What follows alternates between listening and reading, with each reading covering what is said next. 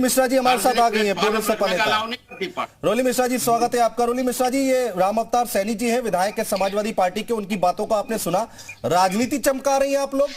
आप लोगों को अध्यक्ष जी के सामने बात रखनी चाहिए थी, पार्टी फोरम में बात रखनी चाहिए थी, मीडिया को बुलाकर आप इस तरह से राजनीति चमकाने का काम कर रही है।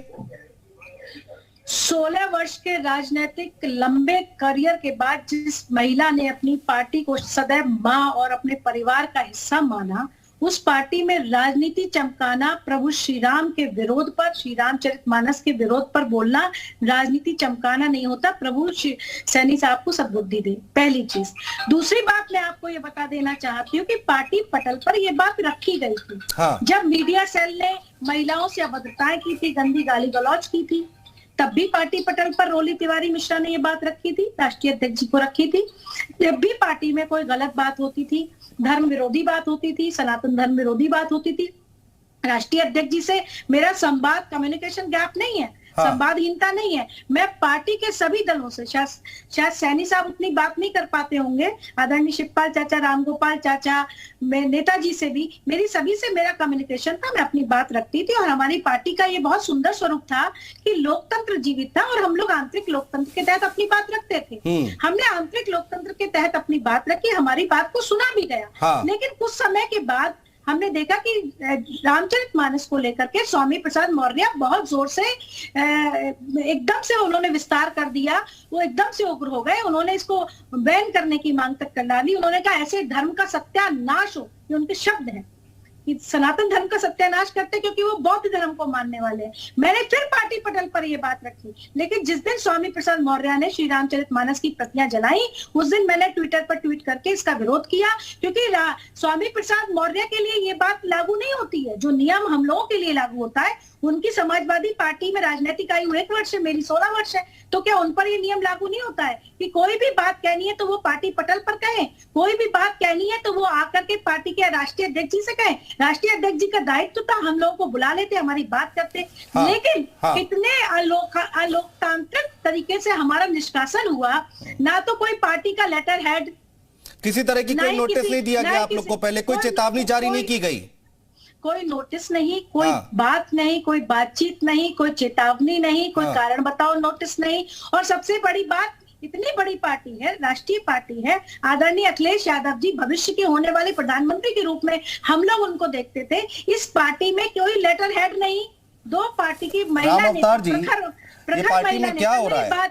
मेरी बात सुन लीजिए, हाँ। मैं निवेदन करना चाहती हूँ। और लोग भी है, रोली जी थोड़ा जल्दी फिनिश करिए। हाँ। मैं बिल्कुल, मैं क्योंकि अपनी बात खत्म करके मैं जाना चाहती हूँ। हाँ। तो मैं आपसे कहूंगी कि इस प्रकार से अलोकतांत्रिक तरीके से एक लाइन, जैसे कि विरोधी आरोप लगाते कि ट्विटर पर पॉलिटिक्स होती है, नई हवा है, नई सपा है, तो आपने ट्विटर पे एक लाइन लिख दिया, कोई कारण नहीं बताया, हमसे पूछा नहीं गया। 2020 में मुझे गोरखपुर के जिला पंचायत अध्यक्ष ने गाली दी थी, मैंने अखिलेश जी से शिकायत की थी, क्योंकि वो यादव था, इसलिए उसके लिए नोटिस जारी हुआ, उसको कभी पार्टी से नहीं निकाला गया। बताइए, हम लोग के लिए कोई नोटिस राम अवतार जी, कोई नोटिस नहीं, कोई कुछ नहीं। कहने का मतलब ये है रोली जी का कि लोकतंत्र खत्म हो गया समाजवादी पार्टी में, अलोकतांत्रिक तरीके से निकाल दिया बाहर। ये समाजवादी पार्टी को जब जानती है कि समाजवादी पार्टी एक विचारधारा, इसमें सभी धर्मों के लोग काम करते हैं और सभी लेकिन समाजवादी पार्टी के लोग सब रामचरितमानस को जलाएंगे, ये धर्म की बात कर रहा है। लोहिया जी रामलीला मेले का आयोजन करते थे, लोहिया जी श्री रामचरितमानस पढ़ते थे। ये सैनी जी की कौन सी विचारधारा आ गई जो ना श्री रामचरितमानस का सम्मान करेगी, जो ना प्रभु श्री राम का सम्मान करेगी, जो सनातन का सम्मान ठीक है, रोली जी बोलने दीजिए, उनको थोड़ा टेक्निकल इशू है, आप बोलेंगे तो उनकी आवाज नहीं आएगी। जल्दी से रखिए, 3 मेहमान और वेट कर रहे हैं। हाँ बोलिए सैनी साहब। तो अगर कोई बात करें तो राजनीतिक बात करिए, धर्म की बात मत करिए। अरे तो धर्म की बात कौन कर रहा है? धर्म की बात यहाँ पर स्वामी प्रसाद मौर्य कर रहे हैं, वो नहीं दिख रहा है आप लोगों को? राजनीतिक बात कीजिए, ये राजनीतिक बात कर रहे हैं स्वामी प्रसाद मौर्य, साधु संतों के लिए ट्वीट करते हैं, राजनीतिक बात है क्या? कोई ऐसा अगर ग्रंथ है, उस ग्रंथ में अगर ऐसे अपमानजनक टिप्पणी लिखी गई है तो हटाने की बात कर रहे हैं। हाँ, अगर उसका धर्म से नहीं जोड़ा ठीक है, तो ये राजनीति से कहां से मेल खाता है? आज उनका अपमानजनक टिप्पणी हटाने की बात की गई है। ठीक है, महंत राजू दास जी, महंत राजू दास जी, आपकी तो खैर वीडियो भी बहुत वायरल हुई है, लखनऊ की स्वामी बहुत प्रसाद बहुत मौर्य के साथ। बहुत बहुत साधुवाद, आपने बहुत देर बाद मुझको मौका दिया। जी, ये बहुत गंभीर विषय है। आप खूब राजनीति करिए, आप बीजेपी को बोलिए, कांग्रेस को बोलिए, बसपा को बोलिए, लेकिन किसने आपको अधिकार दिया है? बाबा साहब भीमराव अंबेडकर द्वारा रचित संविधान में मूल प्रति में पहले पेज पर राम दरबार छपा हुआ है। हाँ। क्या स्वामी प्रसाद मौर्य जी उसको हटा देंगे?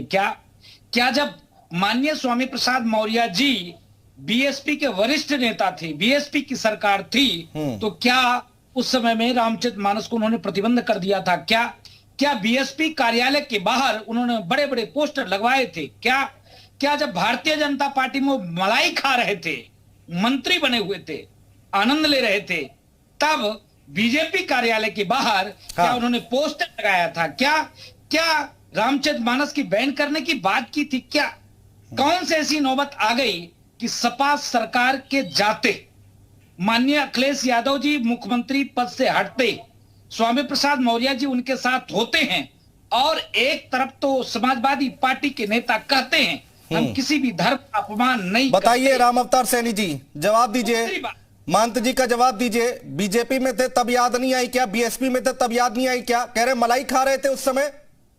थोड़ी सी और हाँ निवेदन करना महाराज जी, चाहूंगा। थोड़ा जल्दी। हाँ, एक बार रिएक्शन ले ले, आ जाऊंगा, दोबारा आ जाऊंगा। हाँ सैनी साहब। सिस्टम है हिंदुस्तान में, जब भारतवर्ष में जब संविधान लागू हो गया है तो उसके अनुच्छेद के हिसाब से किसी के साथ भी जाति, धर्म, लिंग और जन्म स्थान के बारे में कोई तो भेदभाव वही नहीं किया तो, जाता। अरे उठाइए, कौन मना कर रहा है? लेकिन बीजेपी में थे तब क्यों नहीं उठाया? बीएसपी में थे तब संविधान की याद नहीं आई? हम ये कह रहे हैं कि अगर कोई ऐसा साहित्य है और बाद में पता चलता है कि साहित्य में गलत बात लिखी है तो हटाने की मांग करना कौन बड़ी बात है? क्या किसी एक वर्ग, बोलिए मान जी, बोलिए जल्दी से। हाँ। नहीं, देखिए अभी उन्होंने तो कह दिया, लेकिन उन्होंने कुरीति कुरान के बारे में नहीं कहा। कुरान में सीधे मुझको काफिर लिखा गया है, उसमें 72 फिरके हैं, 2900 जातियां हैं। बाइबिल में सीधे तौर पर 1700 जातियां हैं और तमाम चीज लिखे गए हैं। उस पर उन्होंने टीका टिप्पणी नहीं किया। सिर्फ हम सहिष्णु हैं, हम सनातन को मानते हैं। प्रियंका